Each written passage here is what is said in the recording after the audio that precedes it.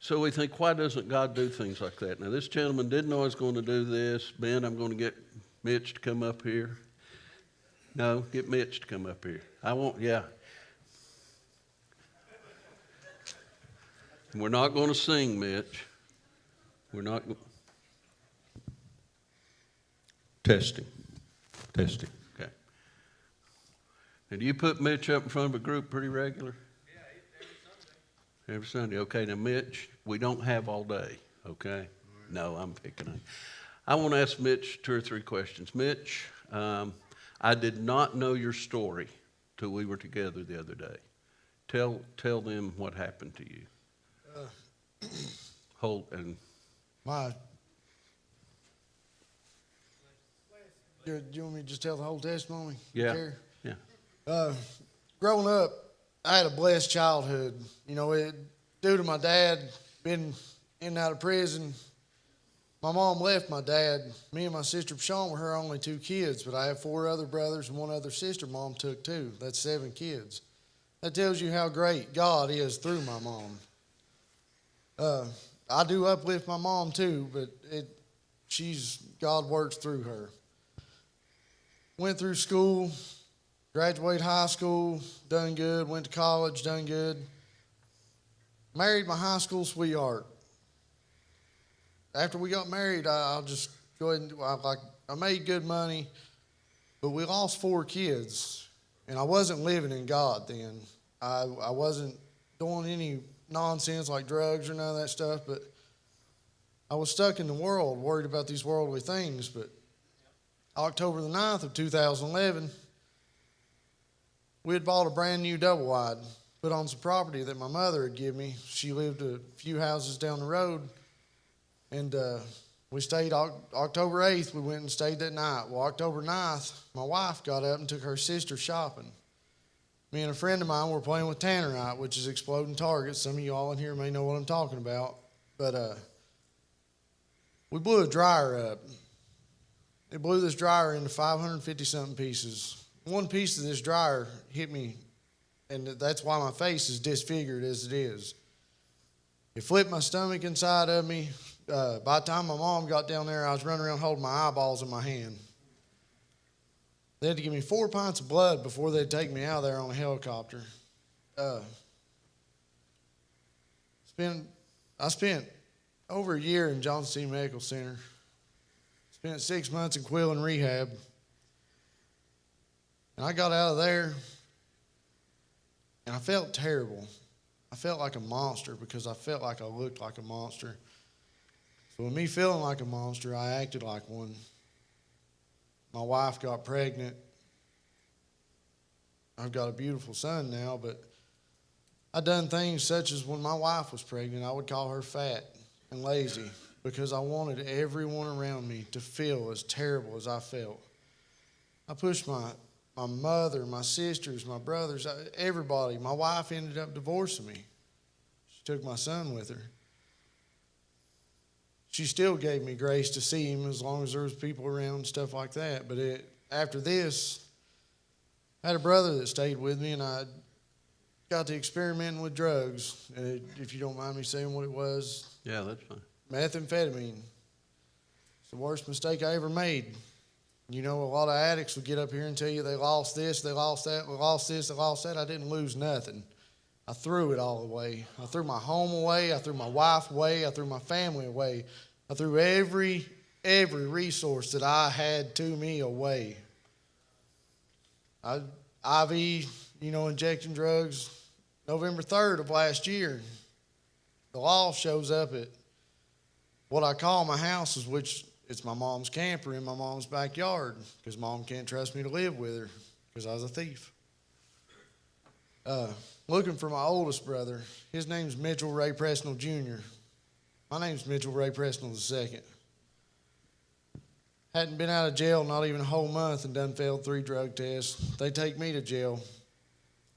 When I'm in this cop car, though, my uncle, who was like a father figure to me, he heard it on the scanner, and he come, and he's a godly person. He said a bad word to me. He said, "I'm done with you," but it was not in that manner. It cut to the heart. Get to jail, my brother's there. Whenever I seen my brother, God set on me. I knew it was time to get help. So they put us in a cell together. Told my brother, let's get help. He said, all right. He said, call Mom. Get us out. I said, no. It's time to talk to God. I said, I'm going a different way. And we ended up getting in an argument. They split us up, got us in different cells. I submitted to God. Got into Recovery Soldiers Ministries.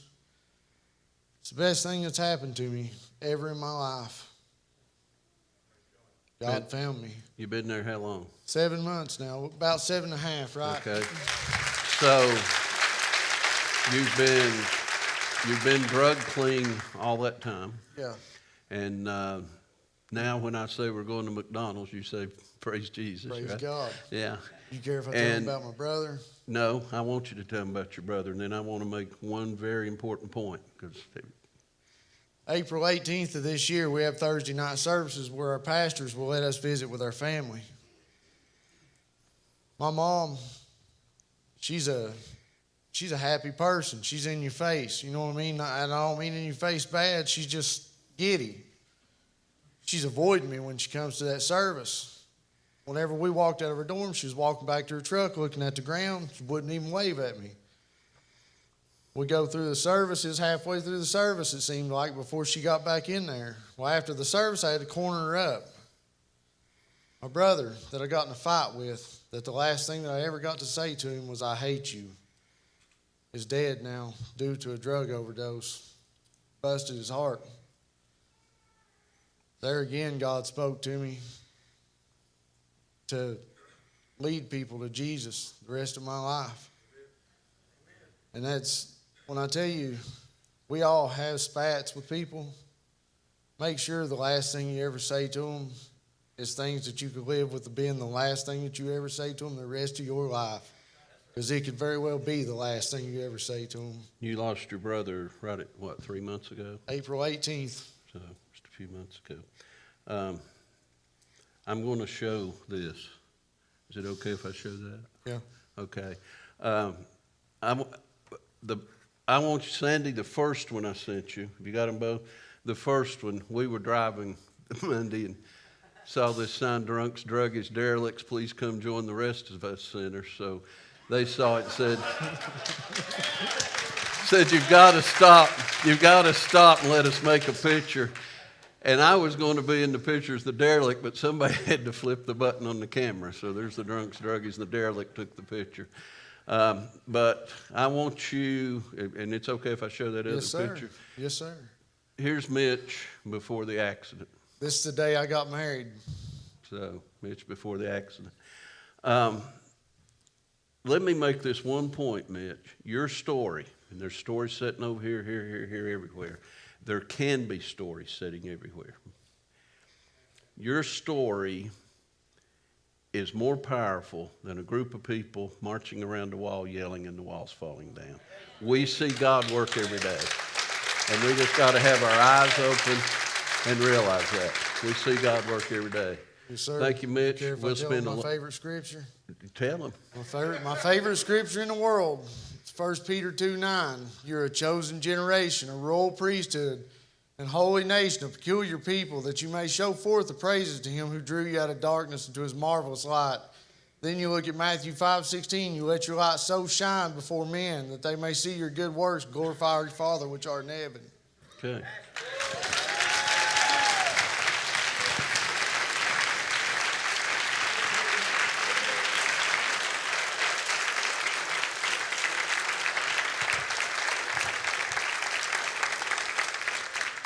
Mitch, you and I will spend a lot of time together, but not at mealtime because you eat like a horse. Huh? Well, we'll spend a lot of time together. He was talking about, he works at a restaurant sometimes during the week, and how the lady there fed him and how good the food was. So when we got to the McDonald's, I said, you've been bragging about all the good food at that restaurant. If you don't mind, Josh and I'll just go in and eat at McDonald's and let you sit out here. And he looked at me and said, if that's what the Lord lays on your heart. So he went in and ate with us. Sort of put me in my place with that one. Yeah, it was.